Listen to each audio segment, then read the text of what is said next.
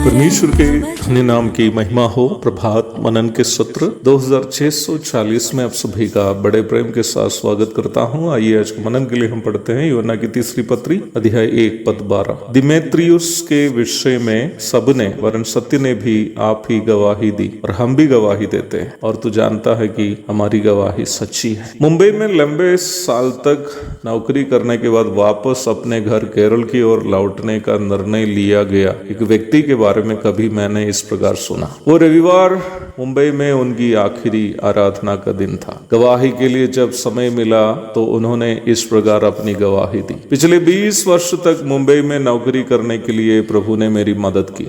किसी भी प्रकार की परेशानी इन दिनों में मुझे नहीं हुई। मैं प्रभु को धन्यवाद देता हूँ इसके लिए कि बीते 20 वर्ष जिस कंपनी में मैं काम कर रहा था वह किसी को भी ये पता नहीं चला कि मैं एक मसीही हूँ या नहीं। मुझे ये नहीं मालूम है कि ये एक सच्ची घटना है या किसी की कल्पना है। जो भी हो, मसीह विश्वासी के रूप में गंभीरता से सोचने की कुछ बातें इसमें अवश्य है। अंताकिया के विश्वासी लोग पौलुस और बरनबास से वचन का उपदेश सीख कर उसे अपने जीवन में लागू करने लगे तो वहां के स्थानीय अविश्वासियों ने उन्हें देखकर मसीही अथवा क्रिश्चियन करके बुलाया। प्रेरितों के काम 11:26। क्योंकि अंताकिया के स्थानीय अविश्वासी लोग अंताकिया की कलीसिया के सदस्यों में उस यीशु मसीह को देखने लगे जो श्रापित होकर क्रूस पर मृत्यु सही थी। क्रूस और क्रूस पर चढ़ाया गया व्यक्ति दोनों उन दिनों में शर्मिंदगी का प्रतीक था, परंतु उस क्रूस पर चढ़ाए गया मसीह को अपने जीवन के द्वारा दिखाना अंताकिया के विश्वासी गर्व की बात समझी। यीशु मसीह ने कहा, नमक अच्छा है, परंतु नमक का स्वाद यदि बिगड़ गया ना, वो केवल फेंकने और पैरों तले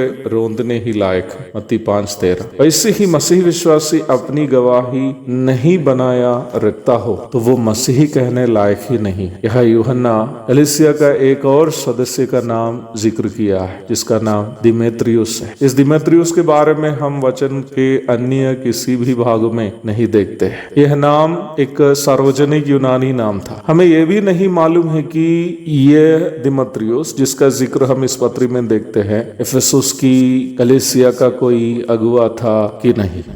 और जितना हम इसके बारे में यहाँ पढ़ते हैं उतना काफी है उसे एक मसीही कहलाने के लिए। प्रेरित यूहन्ना कहता है कि दिमेत्रियुस के बारे में सबने गवाही दी। उनका जीवन वचनानुसार का था, इसलिए वचन की भी उन्हें गवाही थी। और प्रेरित यूहन्ना कह रहा है कि प्रेरितों ने भी दिमेत्रियुस के जीवन का गवाह है। इससे बढ़कर दिमेत्रियुस को क्या चाहिए? आपको याद होगा कि हमारे कल के मनन में मैं ये कहा था कि हम सच्चे मसीह होने का प्रमाण ये नहीं है कि हम कितने अच्छा से प्रचार करते हैं या मसीही गीत गाते हैं या कितने रुपये दान देते हैं। प्रचार करना, आर्थिक सहायता करनी, कलीसिया के प्रति अन्य जिम्मेदारियों का निर्वाह करना आदि विश्वासी के रूप में हमारे दायित्व है। परंतु जब हम यीशु मसीह के स्वभाव को अपने जीवन में विशेषकर एक दूसरे के साथ दिखाने में हम सफल होते हैं तो एक मसीही विश्वासी के रूप में हमारा जीवन सार्थक हो जाता है। दिमेत्रियुस संभवतः उन दिनों में एक प्रसिद्ध प्रचारक या